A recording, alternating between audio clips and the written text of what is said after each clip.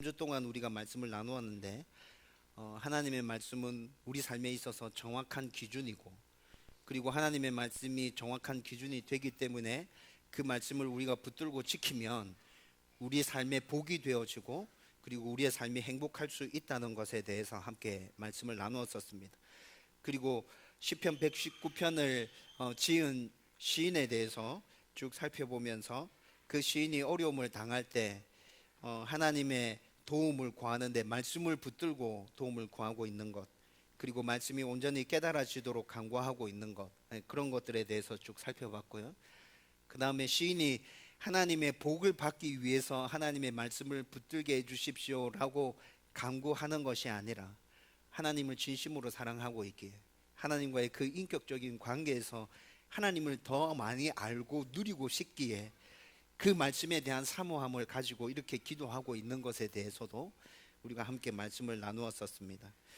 여러분, 한 3주 정도 우리가 이렇게 시편 119편 말씀을 쭉 함께 나누고 있는데요. 여러분, 3주 동안 이 말씀을 쭉 들으면서 여러분들 가운데 어떤 마음이 생겨났는지 잘 모르겠습니다. 말씀을 붙들고 지켜야겠다, 말씀을 늘 읽고 묵상해야겠다, 이 말씀에서 떠나면 내가 살 길이 없겠다, 이런 생각들이 여러분들한테 일어났는지 어땠는지 굉장히 궁금합니다.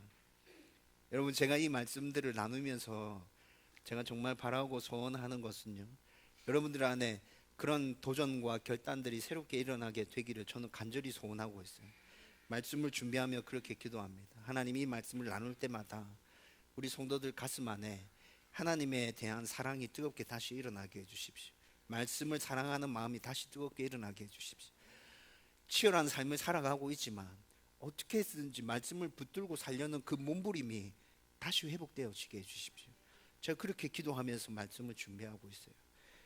여러분, 지금까지 3주 우리가 말씀을 함께 나누었는데, 하나님의 말씀을 깊이 묵상하거나 규칙적으로 읽지 않았다면, 여러분, 말씀 중심의 삶 시리즈를 함께 나누는 이 기간 동안 여러분들 안에 새로운 각오와 결단이 일어났으면 좋겠어요.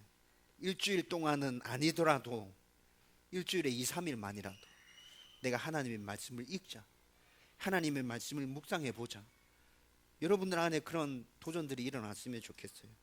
한 주 동안 주일 들었던 말씀을 잊어버리고 그렇게 살았다면, 내가 어떻게 해서든지 한 주의 삶 가운데 내가 주일날 들었던 그 말씀만이라도 내 가슴에 새기고 치열하게 내가 붙들고 살아야겠다, 그런 각오들이 여러분들 안에 있었으면 좋겠어요. 여러분들이 삶의 현장 가운데서 한 번도 하나님을 생각하지 않았다면, 하나님을 생각하는 그 삶을 한번 살아보자. 내가 물론 직장에서 삶의 터전에서 바쁘고 분주하지만 순간순간 하나님을 생각해야겠다, 떠올려야겠다, 그런 결단들도 일어났으면 좋겠고요. 정한 자리와 정한 시간은 아니지만 내가 하나님과 대화해 봐야겠다, 편하게 내 안에 있는 하고 싶은 말 전부 다 하나님한테 한번 해봐야겠다. 그래서 그런 도전들이 일어나고 그렇게 실행에 옮기는 여러분들 다 되어졌으면 좋겠습니다. 그런 은혜가 여러분들 가운데 풍성하게 임하게 되기를 주님의 이름으로 축원드립니다. 여러분, 오늘도 계속해서 말씀 중심의 삶과 관련해서 하나님께서 우리에게 어떤 말씀을 주시는지 함께 생각하려고 합니다. 여러분, 지금까지 살아오면서 이건 도저히 내 힘으로 어떻게 할 수 없구나 라는 경험을 해보신 적이 있나요? 이건 내 힘으로 어떻게 할 수 없다, 진짜 하나님 도와주셔야 된다. 살아가면서 우리는 이런 느낌 자주 받게 됩니다. 저도 최근에 이런 느낌을 받았던 적이 있습니다. 가끔 말씀드렸는데 경건의 시간이 무너져 내리면서 3월 한 달 동안 왜 그렇게 힘들었는지 모르겠어요. 근데 곰곰이 생각해 보면 그 3월 한 달 동안 설립 예배 준비랑 또 교회차 사고 교회 등록하고 막 이렇게 한다고 시청, 그 다음에 세무서, 관공서들 진짜 많이 다녔어야 됐거든요. 근데 그런 데를 돌아다니면서 아침에 경건의 시간이 무너져 내리더라고요. 그러면서 3월 한 달 동안 정말 힘들고 어려웠어요. 마음이 진짜 무거웠어요. 근데 여러분, 그때 들었던 생각이 이거 진짜 내 힘으로 어떻게 할 수 없구나. 개척교회를 세우고 이 교회가 빨리 자라고 성장하고 안정권에 들어갔으면 좋겠는데 그렇지 않은 것에 대해서 굉장히 불안한 마음들이 몰려오더라고요. 저는 올해 3월뿐만이 아니라 이런 경험들 굉장히 많습니다. 주로 어떨 때냐면요, 일이 너무 많아요. 근데 내 몸이 너무 힘들어서 지칠 때 그 일을 어떻게 해야 되는지 모르는 것은 아닙니다. 어떻게 해야 되는지 알고 있습니다. 그런데 일이 너무 많아가지고 내 몸이 지쳐서 하나님, 일이 눈에 보이는데 지금 너무 힘들어요. 몸이 힘들어요. 이럴 때 내가 어떻게 할 수 없구나 라는 생각이 밀려오더라고요. 그리고 꼬여져 있는 문제를 어떻게 풀어야 될지 모를 때도 그런 마음이 듭니다. 이건 내가 어떻게 할 수 없구나. 중요한 결정을 내려야 될 시기인데 한 치 앞을 내다볼 수 없는 상황에서 어떻게 결정해야 될지 모를 때도 내가 정말 어떻게 할 수 없다라는 생각이 듭니다. 여러분, 이런 순간이 되면 하나님 앞에 기도하려고 엎드리죠. 그런데 기도하려고 엎드려서 하나님, 아버지, 이렇게 하나님을 찾는 그 순간에 눈에서 그냥 눈물만 막 쏟아져 내립니다. 제가 원래 눈물이 좀 많습니다. 감정이 굉장히 풍부합니다, 제가. 그런데 원래 눈물이 많아서 그렇게 눈물이 쏟아지는 거일 수도 있겠지만 정말 내가 당면한 그 상황이 나의 힘으로 어떻게 할 수 없다는 것이 너무 깊이 와닿기 때문에 하나님 도와주세요. 하나님만이 해결할 수 있습니다. 하나님만이 저를 도와주실 수 있습니다. 그 마음의 고백 가운데서 하나님을 찾을 때 그렇게 눈물만 터져 나오는 것, 그런 것들을 굉장히 많이 경험합니다. 여러분들도 이런 일 경험했을 때가 있을 것입니다. 여러분, 오늘 본문의 시인도 이런 상황 가운데 있는 것 같습니다. 자기 힘으로는 도저히 어떻게 할 수 없는 어려움 가운데 직면해 있고요. 그 어려움 가운데서 하나님의 말씀을 붙들고 구원해 주실 것을 간구하는 시인의 모습이 오늘 말씀 가운데서 계속 발견되어집니다. 오늘 우리가 25절에서 48절까지 말씀을 좀 길게 읽었는데 이 말씀 전체 다가 그런 내용이에요. 여러분, 저는 이 말씀을 읽으면서 시인이 어떤 마음인지 공감이 되어져요.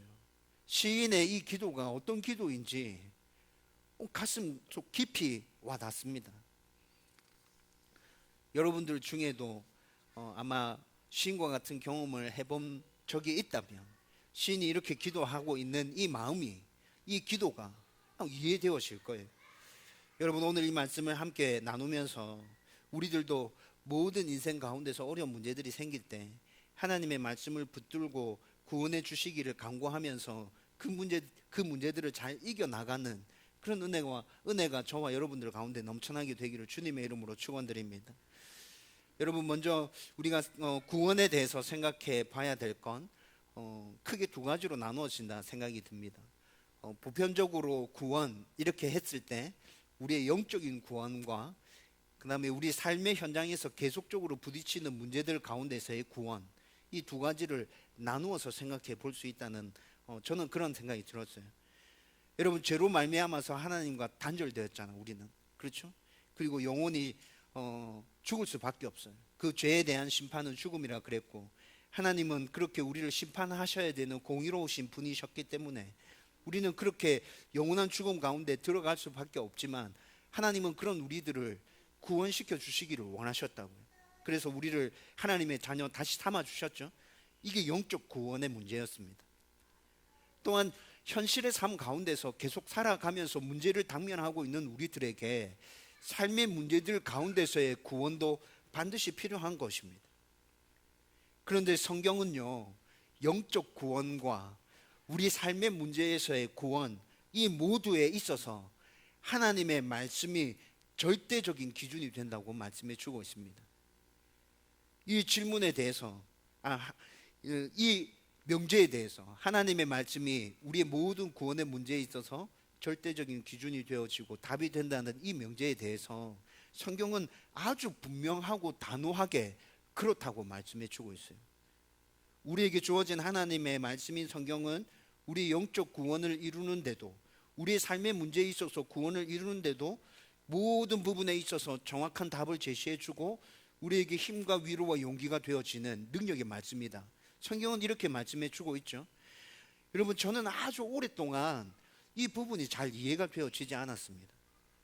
성경이 우리의 모든 구원의 문제에 있어서 충분한 답이 되어지고 이것만 있으면 충분하다고 그렇게 말씀해 주고 있는데, 그런데 이 성경이 정말 하나님의 말씀임에 대해서 증명해 주는 다른 무엇인가는 없나? 여러분, 제가 이해되어지지 않았다는 부분이 어떤 것인지 공감이 되세요?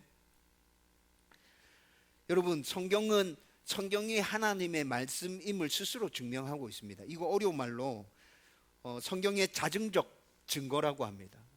신학교에서 신학을 배우면서 이거 공부하거든요. 성경의 자증적 증거. 다시 말하면 성경은 온전한 하나님의 말씀이고 오류가 전혀 없고 분명하고 정확하고 틀린 것 아무것도 없다. 그래서 우리가 온전히 이 말씀을 하나님의 말씀으로 받아야 된다라는 것을 성경 스스로가 증명하고 있다는 것입니다. 여러분, 이거 좀 이상하지 않습니까? 저만 이상하게 느껴지나요? 제가 믿음이 없는 건가요? 저는 아주 오랫동안 이게 이해가 안 됐어요. 여러분, 자기가 자기 스스로를 증명한다, 이거 우스운 거 아닙니까? 저는 굉장히 신뢰할 만한 사람입니다. 굉장히 멋지고 아주 똑똑하고 스마트하고 아주 괜찮은 사람입니다. 제가 아무리 이렇게 저 자신에 대해서 얘기하면서 다닌다고 하더라도 다른 누군가가 그게 진짜 맞다, 저 사람 진짜 진실하고 성실하고 괜찮은 사람이야, 많은 사람들이 주위에서 나를 그렇게 인정해 줄 때 내가 그런 사람임이 증명되어지는 것 아닙니까? 그런데 내 스스로가 그렇게 떠들고 다닌다는 건 팔푼이들이나 하는 짓이죠. 그렇죠? 저는 이게 이해가 안 되더라고요. 이거 왜 이렇지? 오랫동안 이해되어지지 않았던 이 부분이 신학을 공부하면서 풀렸어요. 성경은 자기 스스로가 하나님의 말씀임을 스스로 증명해야만 했었습니다. 왜 그렇습니까? 여러분, 우리는 성경이 절대적인 권위를 가진 하나님의 말씀임을 믿고 받아들이고 있죠. 그렇죠? 그래서 절대적인 권위를 가진 하나님의 말씀인 성경을 읽고 묵상하고 계속적으로 듣고 암송하고 공부하면서 우리는 말씀대로 살아내려고 발버둥을 치고 있습니다. 성경이 절대적인 권위를 가진 하나님의 말씀이 아니라면 우리는 이렇게 할 필요 없습니다. 우리에게 유익을 주는 다른 책처럼 그냥 읽고 그 가운데서 내가 도움이 될 만한 것 찾아내어서 그것을 내 나름대로 다시 생각하고 정리해서 내 삶 가운데 적용시키면 되는 거잖아요. 그렇죠? 근데 성경은 절대적인 하나님의 말씀이기 때문에 우리는 내 생각과 내 판단에 의해서 재단할 수가 없습니다.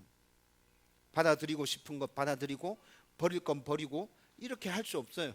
성경에 있는 것은 모두 다 하나님께서 나에게 주시는 말씀으로 받아들이고 온전히 그 부분을 실행해 내기 위해서 몸부림쳐 가야 합니다. 이렇게 절대적인 권위를 가진 하나님의 말씀인 성경이 다른 어떤 것으로 하나님의 말씀임이 증명이 된다면 어떻게 될까요? 성경이 하나님의 말씀임을 증명해 준 그것이 성경보다 더 큰 권위를 가지게 되지 않을까요? 이렇게 되면 하나님의 말씀인 성경이 이미에게 주어져 있지만 성경이 하나님의 말씀이라는 것을 다른 어떤 것이 증명해 줬어요. 하나님의 말씀이 맞구나, 이거 지켜야 되는 거구나 알게 되어졌죠.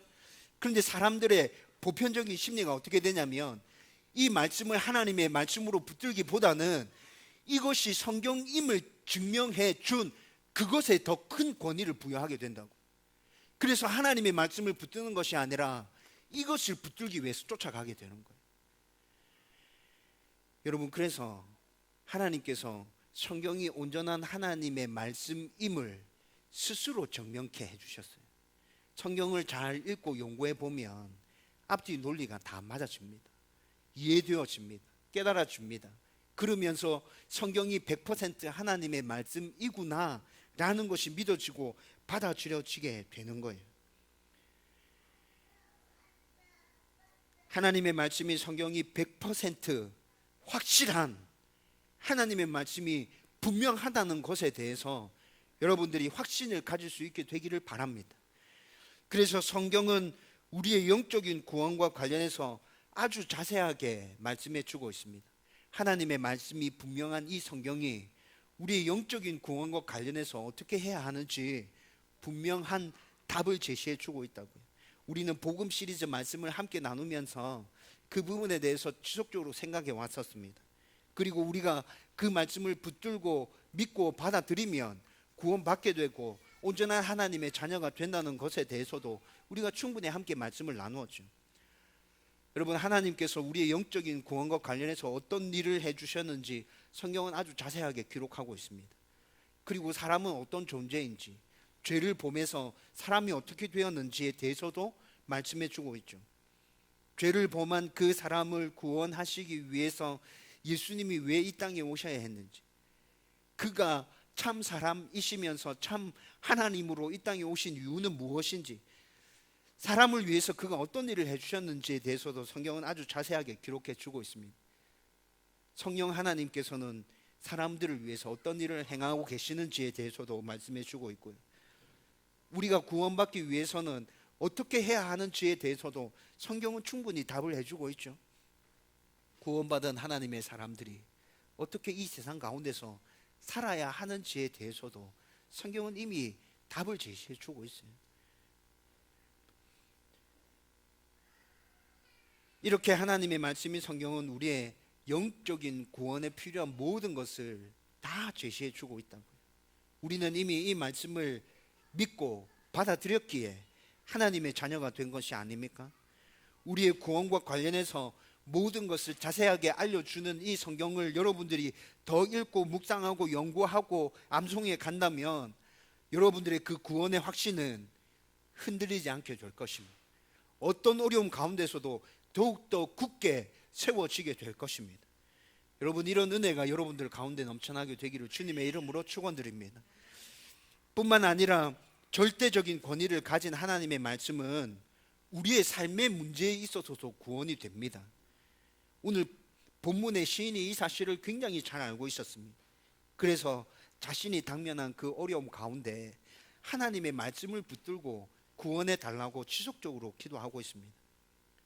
오늘 본문 말씀 쭉 읽어보면 시인이 정말 어려운 상황 가운데 있다는 것이 곳곳에서 발견되어지거든요.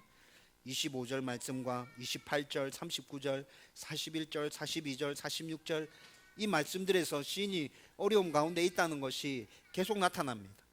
시편 119편 25절과 28절 말씀 우리 같이 읽어보겠습니다. 같이 읽읍시다. 시작.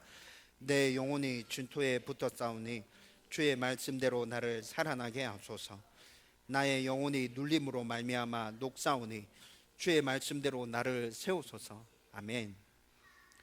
여러분, 내 영혼이 진토에 붙었사오니 라고 말하고 있죠. 이 말은 시인이 지금 죽을 지경에 이르렀다는 것입니다. 여러분, 진토라는 말은 히브리어 원문에서 찾아보면 흙, 먼지 이런 단어입니다. 그런데 사람이 죽게 되면 흙으로 돌아가게 되잖아요. 그래서 유대인들은 내가 진토에 빠져 있다, 진토가 내 머리 위에 날리고 있다, 이런 표현을 쓸 때는 내가 진짜 어렵다, 죽을 지경이다, 곧 죽겠다, 이런 표현인 것입니다. 그리고 나의 영혼이 눌림으로 말미암아 녹사오니 28절에 이렇게 말씀하고 있죠. 여러분, 영혼이 녹아내린대요. 여러분, 그의 마음 가운데 있는 근심과 불안과 걱정이 어떤 것인지 짐작이 됩니까? 엄청난 어려움 가운데 있구나, 그래서 마음이 녹아내리구나, 짐작이 되잖아요. 여러분, 서론에서 잠깐 나누었듯이 시인은 지금 자기의 힘으로는 도저히 어떻게 할 수 없는 엄청난 문제 앞에 놓여져 있는 거예요. 이렇게 하다가 죽겠구나, 내가 빠져나갈 구멍이 없구나. 아침에 잠자리에서 눈을 뜰 때부터 밀려오는 근심과 걱정과 불안함들, 하루 종일 떠나지 않고 나를 짓누르는 그 엄청난 삶의 무게들, 그것들을 시인이 그대로 다 경험하고 있는 거예요. 여러분, 저는 앞서 말씀드렸지만 시인의 이 마음이 어떤 것인지 이해가 되어져요. 진짜 어렵고 힘들겠다, 나도 이럴 때 있었는데. 야, 이럴 때 진짜 답 없는데. 여러분, 제가 말씀드렸듯이 시인은 지금 기도하고 있죠. 오늘 시편 우리가 읽은 본문이 시인의 기도입니다. 기도하고 있지만 처음에 이 시인이 기도를 시작했을 때 눈물만 흘러내렸을 거예요. 하나님, 이렇게 하나님의 이름을 불렀을 때, 하나님의 이름을 부르자마자 이 기도가 시작된 것이 아니라 그의 가운데 한없는 눈물이 먼저 쏟아져 내렸을 거예요. 한참을 그렇게 울고 난 다음에 마음을 다잡고 가다듬어서 이렇게 기도하고 있는 것이라 생각되어집니다. 여러분들도 시인의 마음이 어떤 것인지 충분히 이해할 수 있을 거라 그렇게 생각이 됩니다. 하나님의 자녀인 우리들도 시인과 같은 이런 어려움들 만나면 기도하게 되잖아요. 그런데 여러분, 시인의 기도를 잘 살펴보면 우리의 기도와 좀 다르다는 것을 발견할 수 있습니다. 시인은 철저하게 하나님의 말씀을 붙들고 기도하고 있죠. 오늘 이 기도를 잘 살펴보면 이렇게 엄청난 어려움 가운데 있는 시인이 하나님의 말씀을 붙들게 하옵소서, 이렇게 기도합니다. 하나님의 말씀이 깨달아지게 하옵소서. 하나님의 말씀으로 나를 회복시켜 주옵소서. 하나님의 말씀에 온전히 순종하게 하옵소서. 하나님의 말씀으로 즐거워하게 하옵소서. 여러분, 시인이 지금 이렇게 기도하고 있다고요. 시인의 기도의 핵심 내용이 뭐냐면, 하나님, 이 어려움 가운데서 나를 구원해 주십시오 라는 것이 시인의 기도의 핵심이 맞거든요. 그런데 그렇게 구하는 기도의 내용을 본문에서 찾아볼 수가 없어요. 말씀을 지키게 해주세요, 말씀을 붙들게 해주세요, 계속 이렇게 기도하고 있어요. 여러분, 우리가 이런 상황 가운데서 기도할 때 우리는 어떻게 기도합니까? 하나님, 저 이런 어려운 문제 있습니다. 진짜 미치겠습니다. 돌아버리겠습니다. 하나님, 좀 도와주세요. 어떻게 해야 합니까? 하나님, 제가 어떻게 해야 합니까? 저에게 지혜를 주세요. 하나님, 나를 좀 도와주세요. 우리 이렇게 기도하잖아요. 여러분, 그러나 시인은 그렇게 기도하지 않아요. 하나님의 말씀을 붙들게 해주세요. 여러분, 시인이 왜 이렇게 기도하고 있다 생각합니까? 시인이 당면하고 있는 어려움이 우리가 당면하는 어려움과 차이가 납니까? 아니요, 차이 나지 않습니다. 우리가 큰 어려움을 만났을 때 느끼는 그 느낌, 시인도 지금 동일하게 느끼고 있다고요. 죽을 지경이라고요. 매일매일 밀려오는 근심과 걱정들 진짜 미치게 만드는 것이라고요. 그런데 시인은 하나님의 말씀을 붙들게 해달라고 기도합니다. 여러분, 시인이 하나님의 말씀을 붙들게 해달라고 기도하는 이유는 하나님의 말씀이 삶의 모든 문제에 있어서 힘과 능력과 그 말씀이 그 문제 가운데서 나를 구원해 주는 능력이 있는 말씀이 맞다는 것을 시인이 확신하고 있기 때문에 이렇게 간구하고 있는 것입니다. 여러분, 우리가 어려움들을 잘 이겨냈던 상황들 다시 돌아보고 생각해 보십시오. 그 문제들이 내가 기도했을 때 한순간에 모두 해결되어져서 내 안에 평안이 다시 찾아왔습니까? 아니요. 저희의 삶의 문제들을 돌아보면 그랬던 적 한 번도 없습니다. 여전히 내 앞에 문제가 있고 어려운 상황들이 그대로 있었습니다. 그런데 그 문제들을 어떻게 이겨갔냐? 내가 그렇게 기도할 때 하나님께서 말씀을 내게 허락해 주실 때 내 안에 평안함이 있었습니다. 그 말씀을 붙들고 다시 일어날 수 있는 용기가 있었고 힘이 생기게 되었어요. 그래서 다시 일어났어요. 그렇게 일어나서 한 걸음 한 걸음 한 걸음 나아갔더니 그 모든 어려움들을 다 이겨내고 그 상황들을 다 이겨내고 지금 여기에 이렇게 있게 된 거예요. 여러분들도 그렇지 않습니까? 여러분, 우리의 삶에 어려웠던 지난날들을 돌아보면 다 그런 경우들입니다. 시인은 그 상황을 잘 알고 있었어요. 이해하고 있었어요. 내가 어렵고 힘든데 이거 해결해 달라고 기도하면 내 인생의 이 문제가 당장 해결되어지지 않을 거다. 하나님은 힘 줄게, 용기를 줄게, 내가 너를 도와줄게, 걸어가라, 이겨내라. 하나님 그렇게 말씀해 주실 거예요. 그래서 해결해 달라고 기도하기보다는 하나님 말씀을 붙들게 해주십시오. 하나님의 말씀으로 힘을 얻게 해주세요. 용기를 잃지 않게 해주세요. 하나님, 제 마음 안에 하나님 주시는 평안함이 늘 있었으면 좋겠어요.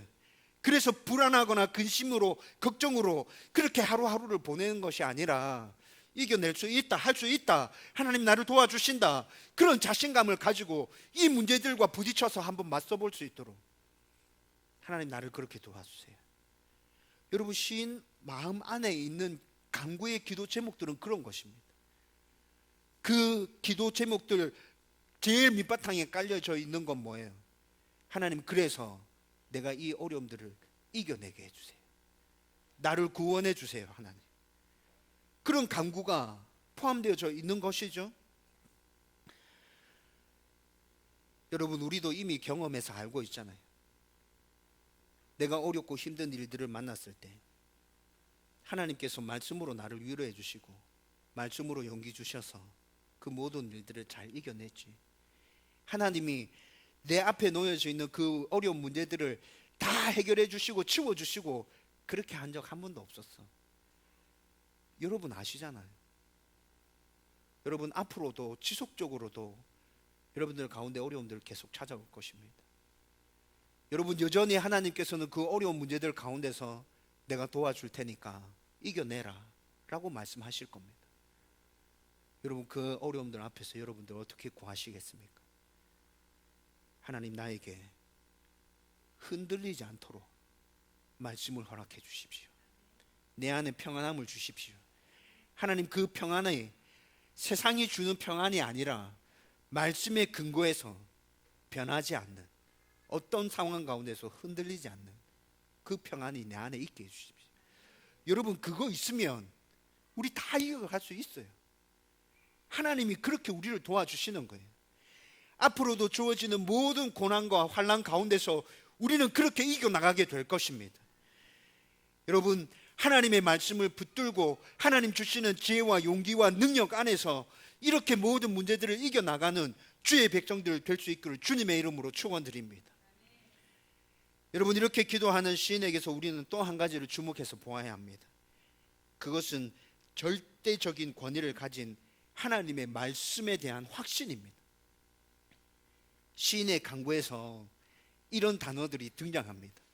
여러분, 이 단어들에서 느껴지는 뉘앙스가 어떤 것인지 한번 느껴보세요. 살아나게 하소서, 가르치소서, 세우소서, 달려가리이다, 지키리이다, 즐거워하리이다, 의지함이니이다, 바랐음이니이다. 여러분, 이 단어들에서 어떤 느낌이 드세요? 절대적인 권위를 가진 하나님의 말씀에 대한 확신이 느껴지지 않습니까?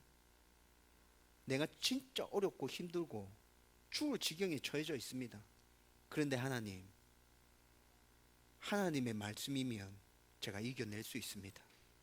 그래서 시인은 그 하나님의 말씀을 내게 가르쳐 주십시오.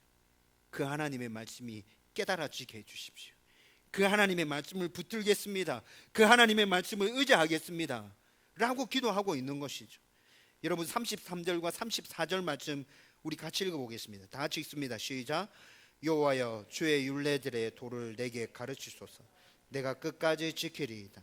나로 하여금 깨닫게 하여 주셔서 내가 주의 법을 준행하며 전심으로 지키리이다. 아멘.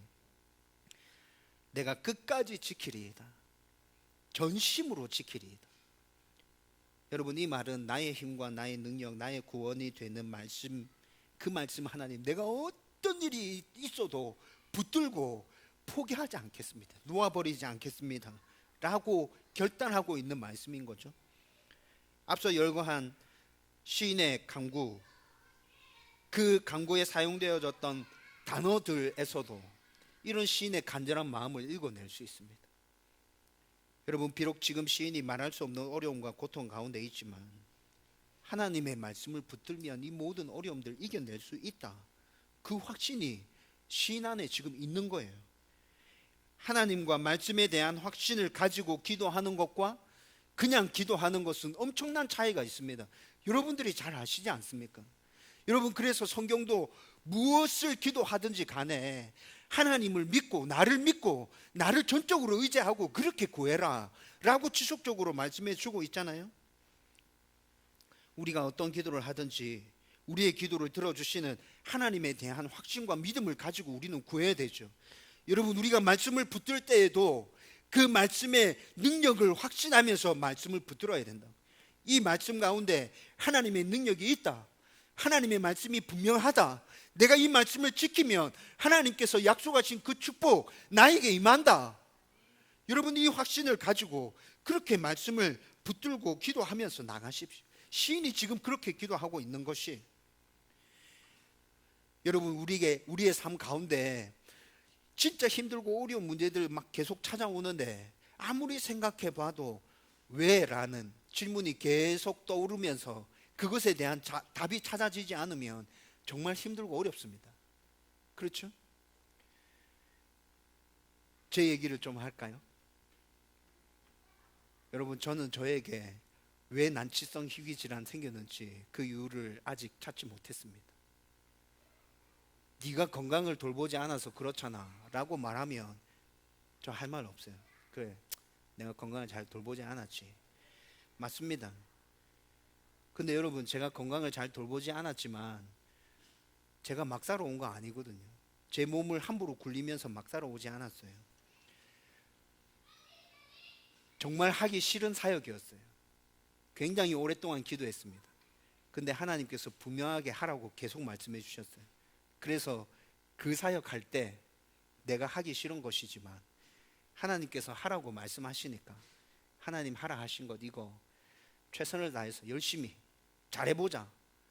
그래서 제 몸을 아끼지 않고 굴렸습니다.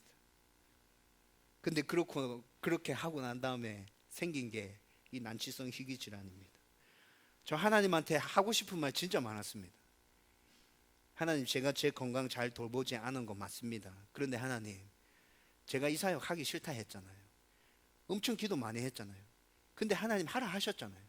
그래서 하나님 하라 하신 이 일 진짜 잘하고 싶었어요. 그래서 제 몸을 돌보지 않고 아끼지 않고 이렇게 열심히 발버둥 치면서 왔는데 하나님, 그 결과가 이 병이에요? 물어보고 싶었어요. 하나님, 제가 나쁜 일을 한 것도 아니잖아요. 제가 건강 안 돌본 거 맞지만 하나님 하라 하신 거 진짜 열심히 잘해보려고 제가 이렇게 해왔는데 하나님, 제 건강을 좀 책임져 주셨으면 안 됐었나요?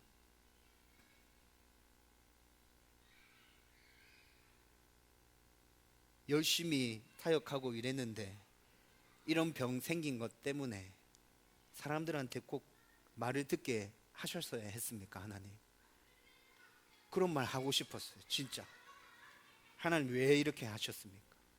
분명한 답이라도 좀 알려주십시오. 진짜 물어보고 싶었어요. 근데 여러분, 제가 하나님한테 이렇게 따지고 질문한 적 한 번도 없습니다. 저 진짜 이 상황이 이해되어지지 않습니다. 이해 안 됩니다. 이 문제를 가지고 가끔씩 기도할 때 있습니다. 몸이 정말 힘들어질 때 하나님께 이렇게 기도합니다. 하나님, 저 아직도 이해 안 됩니다. 하나님, 왜 이렇게 하셨는지 저 잘 모르겠습니다. 그냥 제 몸이 너무 힘들고 아픕니다. 하나님. 그런데 하나님 계획하심이 있겠죠. 하나님께서 그 일 이루어 가시겠죠. 하나님, 제가 잘 참고 인내하고 견디게 해주세요. 그리고 하나님, 바울과 같이 써주십시오. 바울과 같이 써주신다면 제가 다 받아들이고 가겠습니다. 여러분, 제 병과 관련해서 제가 하는 기도는 늘 이런 기도입니다. 이렇게 여러 가지 의문이 있지만 제가 이렇게 기도할 수 있는 이유는 여러분, 제 안에 하나님의 말씀에 대한 분명한 확신이 있기 때문에 그렇습니다. 여러분, 제가 늘 말했듯이 저는 하나님을 나의 좋으신 아버지라고 확신하고 있습니다.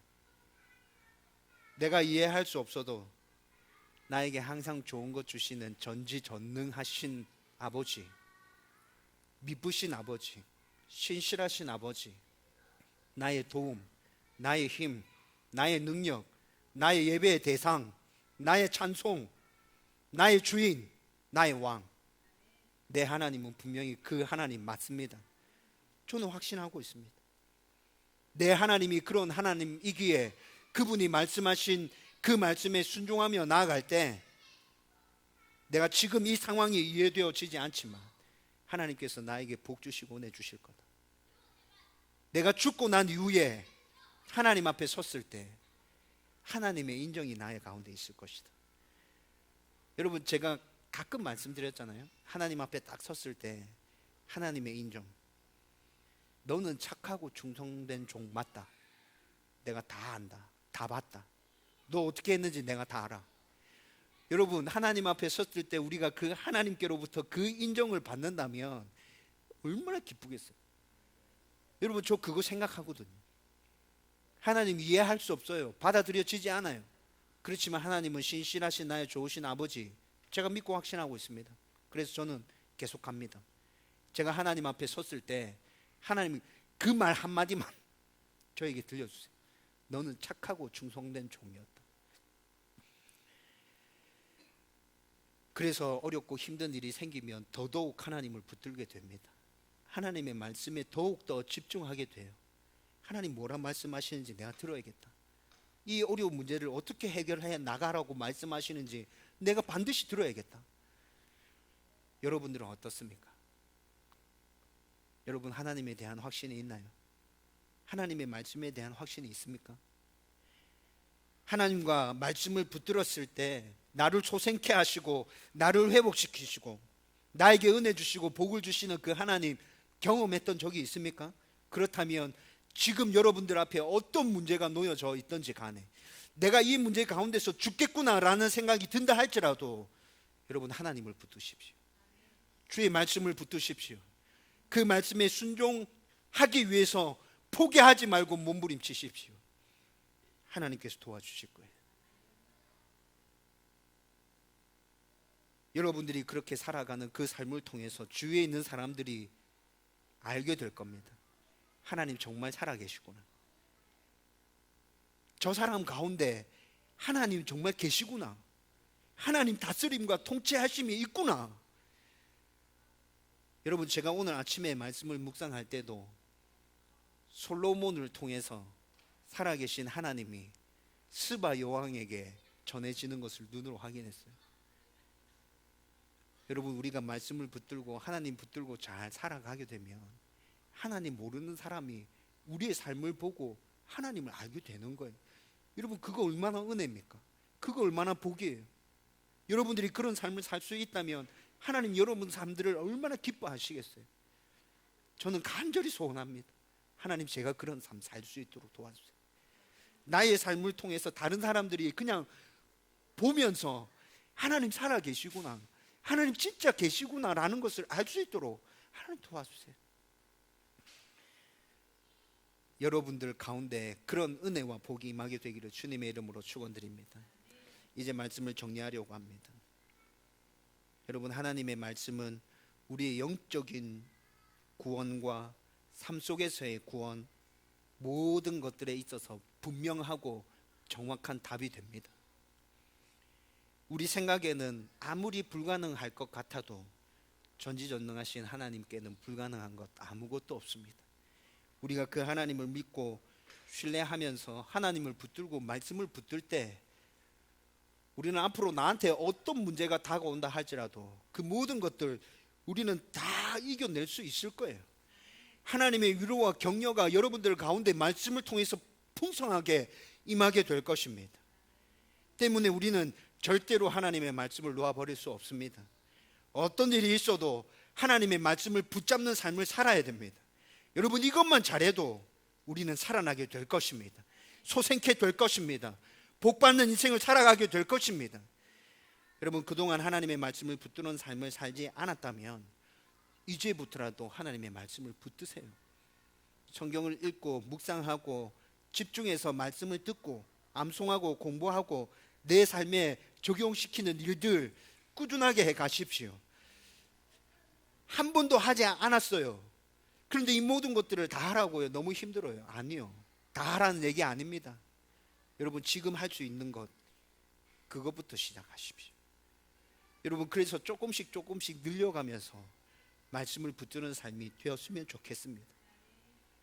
그리고 여러분들 있는 그 자리에서 지금까지 이렇게 잘 살아오셨다면 여러분 말씀 앞에 설 때마다 우리의 마음을 새롭게 하십시오. 매일 말씀을 읽을 때, 묵상할 때, 암송할 때, 말씀을 들을 때 여러분들의 마음을 열어주세요. 귀를 열어주세요. 하나님 나에게 말씀해 주세요. 제가 듣겠습니다. 여러분 그런 마음으로 말씀을 대한다면 하나님의 음성이 여러분들 삶 가운데 늘 들려오게 될 것입니다. 여러분들이 이렇게 살아가면 여러분들의 삶을 통하여 하나님 영광 받아 주실 것입니다. 그리고 여러분들을 통해서 하나님 살아계신 것 선포되어질 거예요. 여러분들 가운데 하나님의 복이 임하게 될 거예요. 이 은혜와 복이 저와 여러분들 가운데 풍성하게 넘쳐나게 되기를 주님의 이름으로 축원드립니다.